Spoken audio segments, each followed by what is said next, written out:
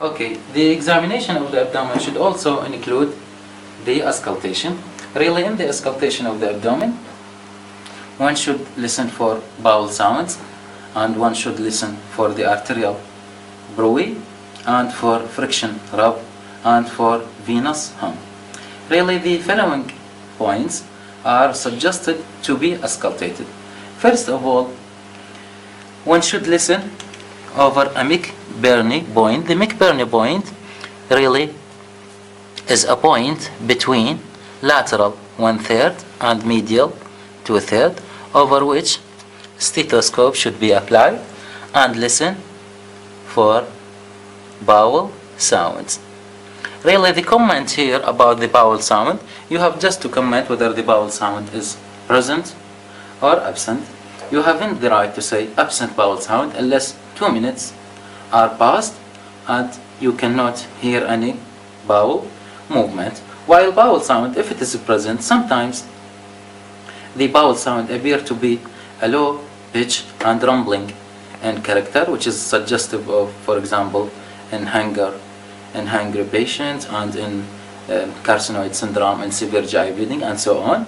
And sometimes it has a high pitch with tinkling character when there is a fluid plus air inside the bowel.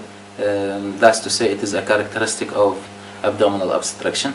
Really, but during clinical training, we comment upon the bowel sound of just present or absent. You can also comment about its presence of whether it is a low pitch, high pitch, tinkling in character, or rumbling in character, and so on. Then after this point, you have to check over the right hypochondrium for the presence of hepatic friction rub and hepatic bruit. Really, bruit means systolic murmur that is discontinuous, not continuous, but well localized, and may be heard here due to, for example, AV malformation or hepatocellular carcinoma. Friction rub occur due to perihepatitis here, whether due to inflammation or due to malignancy.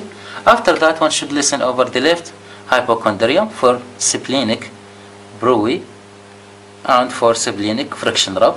Really, splenic bruit here may suggest also AV malformation, and the friction rub may suggest perisplenitis. After that, listen over the umbilicus for venous hum. Venous hum is different from hepatic bruit in that the venous hum is also a murmur, systolic murmur, but it is continuous. The origin of it is from the vein rather than from the artery, as in the case of hepatic bruit. Its presence here really suggests the presence of portal hypertension, and the sign here is called Kinnaway sign. After that, listen over the umbilicus for abdominal aortic atherosclerosis for bruit, and also below the umbilicus for the bifurcation of the aorta. You may hear systolic bruit in case of atherosclerosis. After that, 2 to 3 centimeters above and lateral to the umbilicus here, listen for renal artery stenosis with the resultant bruit. After that, listen over the femoral vessel, also for the presence of systolic bruit, which assists in the diagnosis of generalized atherosclerosis. Lastly, in the auscultation of the abdomen, one should really practice what we call the succession splash. But before that, we have to ask the patient we have to ask the patient one question and to tell him that we are going to perform such a maneuver. حماد بس راح اخض البطنك، معك مشكلة؟ اوكي. ايش قد صار لك من ماكل او شارب مي تقريبا؟ أكثر من 4 ساعات. اوكي. If the period elapsed more than 4 hours, any succession splash here is significant, while less than this period of about 2 hours or less than 2 hours, less than 4 hours is less significant. First of all, I should practice the succession splash without a stethoscope in such a manner. I'll just quickly and rhythmically shake the chest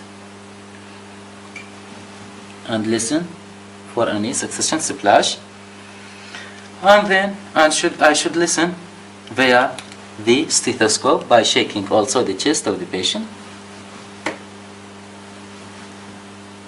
If there is any succussion splash really mimicking the sounds obtained when a bottle is filled into its half amount with water and then shake. The sound is similar to that. Once you finish the auscultation of the abdomen, you have to get a permission from the examination committee that you would like to perform genital examination and to check for the anus, rectum, and to perform digital rectal examination, check for hernial orifices, and lastly for the renal angle tenderness. Really, I'll omit all these issues and you can read about it in your textbook of clinical examination, but I'll show you the way of how to check for renal angle tenderness in such a manner. Okay, first of all, you have to know where is the renal angle. Renal angle or costovertebral angle from the back, the lowest portion of the back, the lowest portion.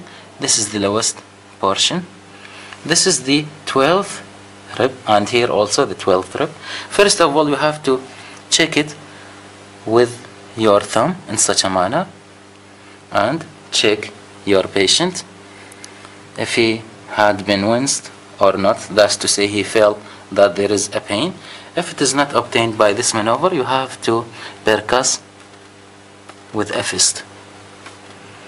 Okay, just like this. If any tenderness is elicited here, this is an indication for renal angle tenderness and may indicate a pathology there.